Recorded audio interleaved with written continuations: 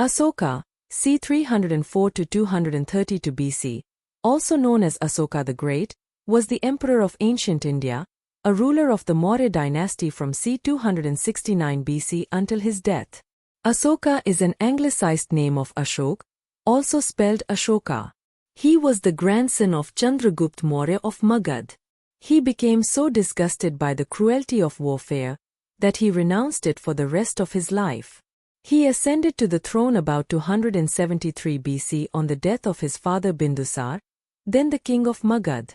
He ultimately emerged not only as the most famous king of the Maurya dynasty, but is also regarded as one of the greatest king of India and the world. His empire covered the whole territory from Hindu Kush to Bengal and extended over Afghanistan, Baluchistan and the whole of India with the exception of a small area in the farthest south. The valleys of Nepal and Kashmir were also included in his empire. He fought Kalinga War in 261 BC, which was the most important event his life and reign. The conquest of Kalinga, modern Orissa, proved to be the turning point of his life. The Kalinga War witnessed terrible manslaughter and destruction. The sufferings and atrocities of the battlefield lacerated the heart of Asoka. He made a resolve not to wage war any more. He realized the wickedness of worldly conquest and the beauty of moral and spiritual triumph. He was drawn to the teachings of Buddha and converted to Buddhism. He devoted rest of his life to the conquest of man's heart by the law of duty or piety. He evolved a policy of dharma vijaya, conquest by piety. He did everything possible to propagate Buddhism and to establish Dhamma. He provided a welfare administration. Many Buddhist missions were sent by him to foreign countries. This ardent disciple of Buddha organized Buddhism, as Constantine did Christianity, into a state religion. He convened the Third Great Council of the Church of that creed at Patliputra, Patna, made a proclamation of this faith as far as his influence extended, evidence of which is still extant in pillars and rocks inscribed with his edicts in wide districts of northern India. His inscriptions in rocks and stone pillars were in Prakrit, wisdom and quotes. When an unconquered country is conquered, people are killed.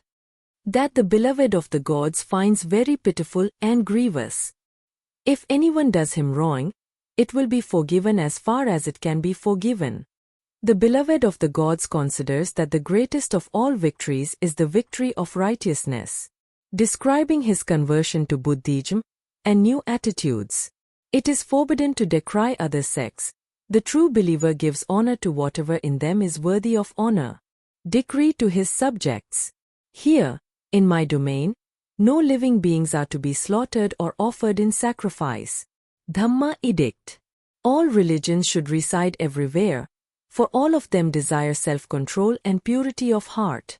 But people have various desires and various passions, and they may practice all of what they should or only a part of it. But one who receives great gifts yet is lacking in self-control, purity of heart, gratitude and firm devotion, such a person is mean. From one of the edicts. Wherever medical herbs suitable for humans or animals are not available, I have had them imported and grown. Wherever medical roots or fruits are not available, I have had them imported and grown. Along roads I have had wells dug, and trees planted for the benefit of humans and animals. From one of the edicts. Respect for mother and father is good, generosity to friends, acquaintances, relatives, Brahmins and ascetics is good, not killing living beings is good, moderation in spending and moderation in saving is good. From one of the edicts. To do good is difficult. One who does good first does something hard to do. I have done many good deeds, and, if my sons, grandsons and their descendants up to the end of the world act in like manner, they too will do much good. But whoever amongst them neglects this, they will do evil.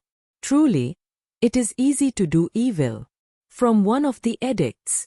There is no gift like the gift of the Dhamma, no acquaintance like acquaintance with Dhamma, no distribution like distribution of Dhamma, and no kinship like kinship through Dhamma.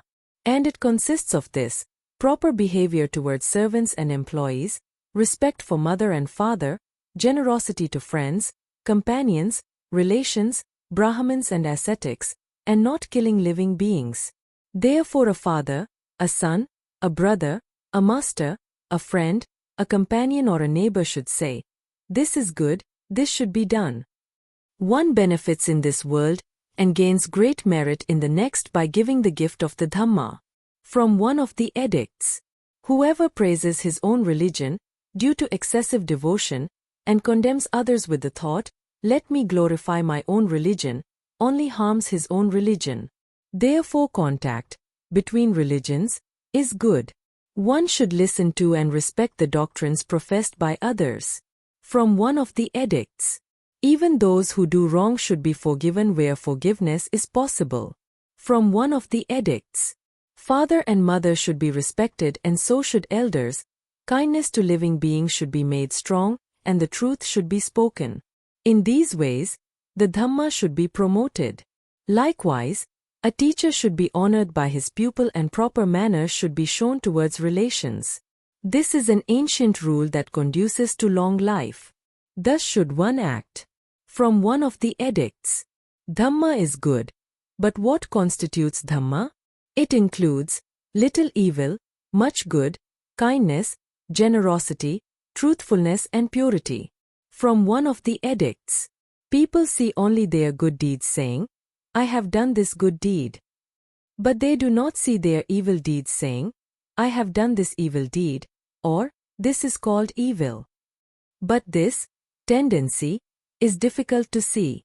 One should think like this: it is these things that lead to evil, to violence, to cruelty, anger, pride and jealousy. Let me not ruin myself with these things. And further, one should think, this leads to happiness in this world and the next. From one of the edicts: